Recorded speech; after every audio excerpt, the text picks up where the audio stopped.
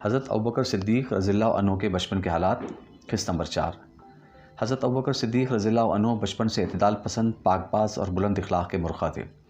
آپ نے جس ماحول میں آنکھیں کھولی وہ کفر، شرک اور فسق و فجور کا دور تھا۔ ایک روایت میں ہے کہ جب ابوبکر کی عمر 4 سال تھی تو آپ کے والد ابو قحافہ آپ کو اپنے ساتھ بت خانے لے گئے اور وہاں پر نصب ایک بڑے بت کی طرف اشارہ کر کے آپ سے فرمایا، یہ ہے تمہارا بلند و بالا خدا، اس کو سجدہ کرو۔ ننھے ابوبکر نے بت کو مخاطب کر کے کہا، میں بھوکا ہوں، مجھے کھانا دے، میں ننگا ہوں، مجھے کپڑے دے، میں تمہیں پتھر مارتا ہوں، اگر تم خدا ہو تو اپنے آپ کو بچا لو۔ بھلا وہ پتھر کا بنا ہوا کیا جواب دیتا؟ یہ کالم نور حسین افضل صاحب کی کتاب قلم کی قسم سے ماخوذ ہے۔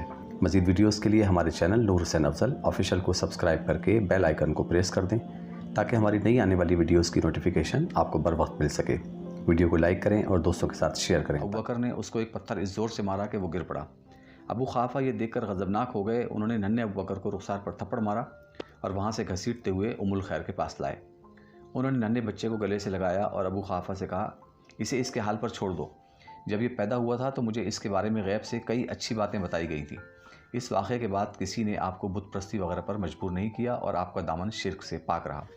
عرب میں لکھنے پڑھنے کا رواج نہ تھا اور بحیثیت مجموعی عرب ایک ان پڑھ قوم تھی۔ البتہ خال لوگ پڑھنا لکھنا جانتے تھے اور سیدنا ابوبکر ان میں سے ایک تھے۔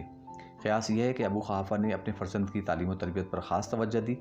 اس طرح آپ نہ صرف پڑھنا لکھنا جان گئے بلکہ شرفا کے دوسرے اچھے مشاغل میں بھی آپ کو دسترس حاصل ہو گئی، مثلاً لڑنے کا ڈھنگ، ہتھیاروں کا استعمال، شعر گوئی اور شعر فہمی، تجارت وغیرہ۔ گھر میں دولت کی ریل پیل تھی لیکن آپ عیش و عشرت اور شراب خوری جیسے تمام ضمائم سے ہمیشہ نفور رہے۔